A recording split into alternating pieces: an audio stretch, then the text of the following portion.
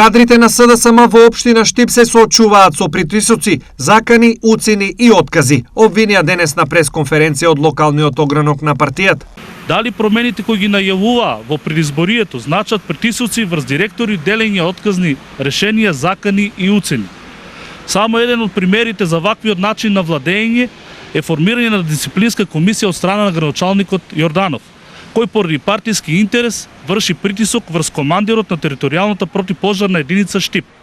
Зарем ова не е класичен партиски реваншизам и деградирање?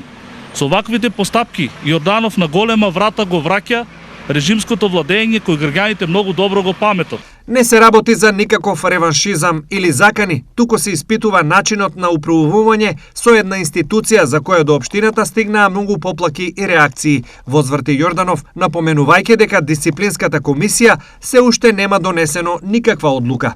Она кое што јас го имам како информација е дека таму практично со години не функционирале возилата во противпожарната единица. Никој не сноси одговорност зошто тие возила не се сервисирани и не се во употреба.